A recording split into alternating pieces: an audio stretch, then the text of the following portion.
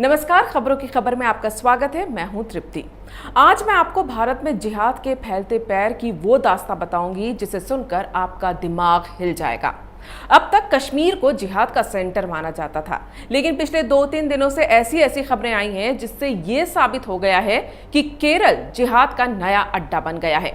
इस्लामी आतंक का ये ऐसा सेंटर बन गया है जो अफगानिस्तान, पाकिस्तान, इराक और सीरिया से भी ज्यादा खतरनाक है। यूनाइटेड नेशन की रिपोर्ट के मुताबिक इस वक्त केरल में 200 आईएसआईएस आतंकी मौजूद हैं। लेकिन सवाल यह है कि हिंदुस्तान में आतंक का इतना बड़ा नेटवर्क चलाने के लिए पैसा कहां से आता है। कश्मीर में जिस तरह ओपियम और ड्रग्स के पैसे से आतंक का नेटवर्क चल रहा था, उसी तरह केरल में सोने के स्मगलिंग के पैसे से जिहाद का काम चल रहा है। और इस खुलासे से हिंदुस्तान की एजेंसियों के होश उड़ गए हैं। एनआईए हरकत में आ गई है। पश्चिम एशिया के सऊदी अरब, कुवैत, यूएई में भारत की खुफिया एजेंसियां अब इस राज का पता लगा रही हैं कि उनकी नाक के नीचे इतनी बड़ी चूक कैसे हो गई। दरअसल कश्मीर में बीजेपी सरकार ने जब से धारा 370 हटाई है, तब से वहां के आतंकवादियों के जिहाद की हवा निकल गई है। सेना और सरकार ने कश्मीर में आतंकियों पर ऐसा चाबुक चलाया कि वो जन्नत और 72 हूरों के सपने देखना भूल गए हैं। अब आतंक के आकाओं को तलाश थी एक ऐसी जगह की जहां अच्छी खासी मुस्लिम आबादी हो और जहां उन्हें कोई रोकने वाला ना हो, और तो और पश्चिम एशिया के देशों से सीधा रिश्ता हो ताकि हवाला और काले धन के लेन देन में कोई दिक्कत ना हो। यही वजह है कि आईएसआईएस और अलकायदा जैसे आतंकवादी संगठनों ने इसके लिए केरल को चुना है। केरल वामपंथियों का गढ़ है, अच्छी खासी मुस्लिम आबादी है और लगभग 50% परिवारों का कोई ना कोई रिश्तेदार खाड़ी देशों में रह रहा है। इसलिए चाहे वो पीएफआई हो, अलकायदा हो या फिर आईएसआईएस हो, आतंकियों के लिए केरल से बेहतर जगह शायद ही कोई हो सकती थी। आपको बताएंगे कि कैसे केरल में आईएसआईएस के जिहादियों ने अपना जाल बिछा लिया है, कैसे हाल ही में सामने आए केरल गोल्ड स्मगलिंग केस के तार इससे जुड़ रहे हैं और कैसे केरल सरकार की नाक के नीचे जिहाद और आतंकवाद से भरा हुआ दहशत का एक पूरा खेल चल रहा है। 5 जुलाई को तिरुवनंतपुरम के एयरपोर्ट पर 30 किलो सोना पकड़ा गया। ये सोना यूएई दूतावास से आए एक कंसाइनमेंट के साथ था। कस्टम विभाग के अधिकारियों को जब इसके बारे में पता चला तो वो भी चौंक गए। ये एक डिप्लोमेटिक कंसाइनमेंट था, इसलिए विदेश मंत्रालय से परमिशन ली गई। इसके बाद यूएई वाणिज्य दूतावास के पब्लिक रिलेशन अधिकारी सरित कुमार की मौजूदगी में जब उसे खोला गया तो उसमें घरेलू इस्तेमाल की चीजों जैसे टाइल्स, पाइप्स वगैरह में 30 किलो सोना भरा हुआ था, जिसकी कीमत लगभग 15 करोड़ रुपए है। कस्टम अधिकारियों ने सामान लेने आए सरित कुमार को हिरासत में ले लिया, लेकिन पूछताछ में उसने बताया कि वो लगभग 1 साल पहले तक वाणिज्य दूतावास में पब्लिक रिलेशन ऑफिसर के तौर पर काम करता था, लेकिन अब वो दूतावास का कर्मचारी नहीं है, वो दुबई में भी काम कर चुका है। इतना ही नहीं, उसने बताया कि वो लगभग 1 साल से हवाई अड्डे से इस तरह का सामान ले जा रहा था। मतलब ये सिर्फ एक कुरियर बॉय का काम कर रहा था। वो एक मोहरा था जो अपने आकाओं के लिए सामान को यूएई से भारत लाया करता था। लेकिन जब उससे पूछताछ हुई, उसने एक के बाद एक नाम लेने शुरू किए तो केरल ही क्या, दिल्ली की बड़ी बड़ी एजेंसियां हिल गईं। उसने अपने एक सहयोगी का नाम बताया, स्वप्ना सुरेश।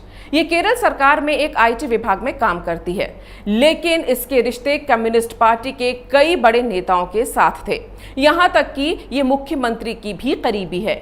इसका अपॉइंटमेंट केरल के मुख्यमंत्री पी विजयन के चीफ सेक्रेटरी एम शिवशंकर की सिफारिश पर हुआ था। सत्ता से इसकी नजदीकी इतनी ज्यादा थी कि जब केरल गोल्ड स्मगलिंग मामले में इसका नाम आया तो चीफ मिनिस्टर के ऑफिस से दबाव बनाया गया कि स्वप्ना का नाम केस से हटा दिया जाए।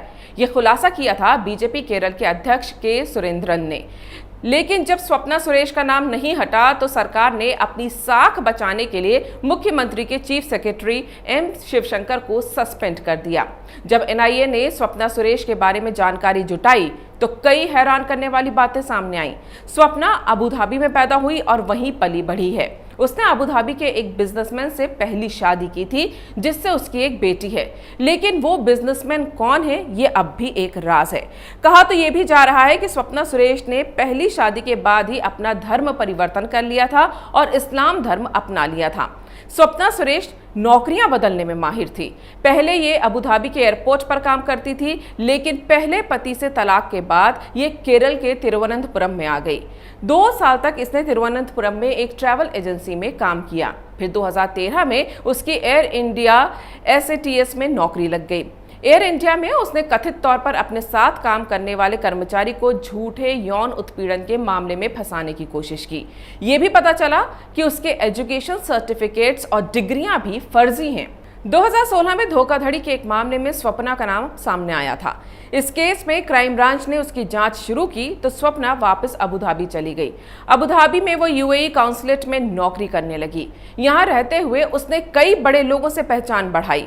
इंग्लिश, अरबी और मलयालम बोलने वाली स्वप्ना बड़े होटलों में होने वाली पार्टियों में अक्सर शामिल होती थी। पुलिस का कहना है कि पिछले साल इसे UAE काउंसलेट की नौकरी से निकाल दिया गया था, जिसके बाद केरल आकर उसने M शिवशंकर की मदद से IT डिपार्टमेंट में नौकरी हासिल की थी। लेकिन सोने की तस्करी का ये खेल वो पिछले 1 साल से कर रही है। बताया जा रहा है कि पिछले 1 साल में लगभग 100 किलो सोना स्वप्ना की मदद से स्मगल कर केरल लाया गया है। जुर्म की दुनिया में स्वप्ना को डील वुमेन के नाम से जाना जाता है। सोना मंगाने के लिए ये मॉडल्स और एक्ट्रेसेस का भी इस्तेमाल करती है। जुर्म की गलियों में स्वप्ना को खूबसूरत, रसूखदार और घमंडी डील वुमेन के तौर पर देखा जाता है। लेकिन पुलिस की कस्टडी में आते ही इस स्वर्ण सुंदरी का रंग ही उड़ चुका है। रसूख काम नहीं आ रहा। NIA के शिकंजे में फंसने के बाद सारा घमंड चूर चूर हो चुका है। सवाल यह है कि बेखौफ होकर 1 साल से करोड़ों रुपए के सोने की तस्करी कर चुकी ये डील वुमेन क्या बिना सरकारी संरक्षण के काम कर सकती थी? आखिर सोने की तस्करी के पैसे का इस्तेमाल कहां होता है? तो इसका जवाब है टेरर फंडिंग में। कैसे? तो इसके लिए इसी मामले में गिरफ्तार KT रमीज के बारे में आपको जानना पड़ेगा, जिसे NIA ने पूरे केस का किंगपिन बताया है।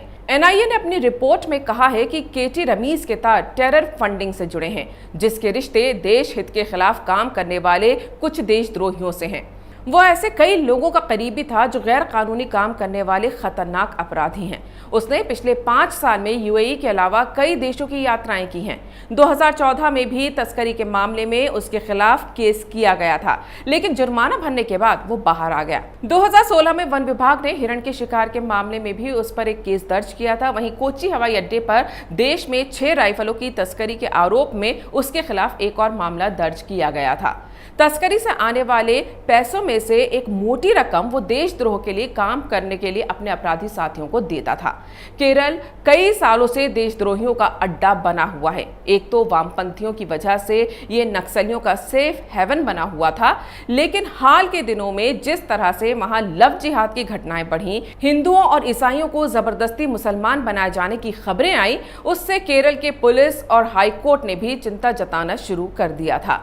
लेकिन सरकार ने इन पर कार्रवाई नहीं की और देखते ही देखते ये PFI का अड्डा बन गया।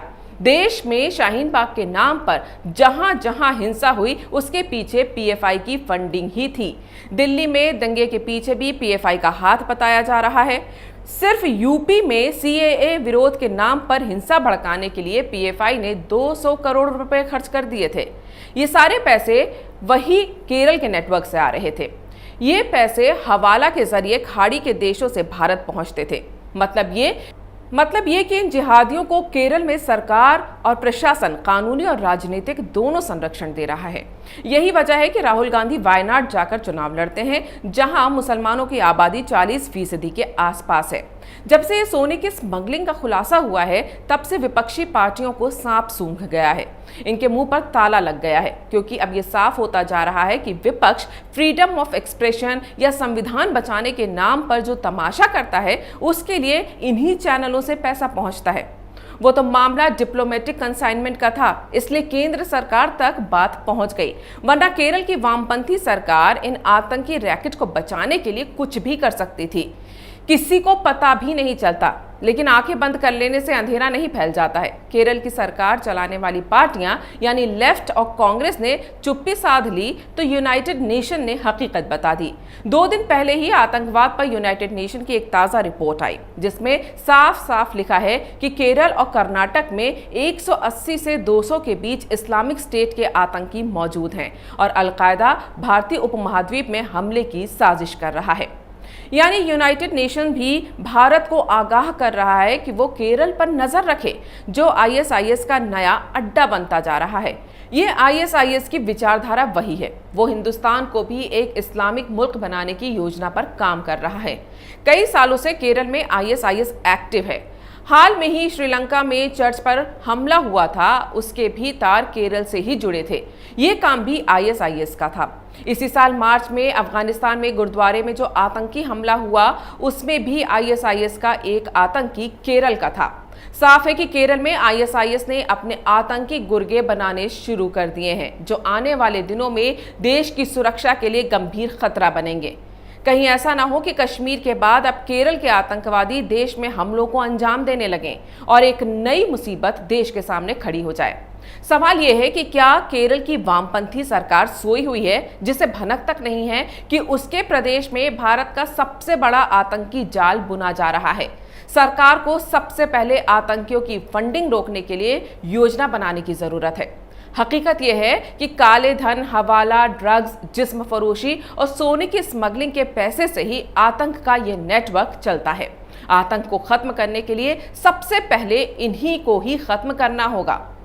खबरों की खबर में फिलहाल इतना ही। अगर आपको ये वीडियो पसंद आया है तो इसे लाइक करें, शेयर करें और कैपिटल टीवी को सब्सक्राइब करें।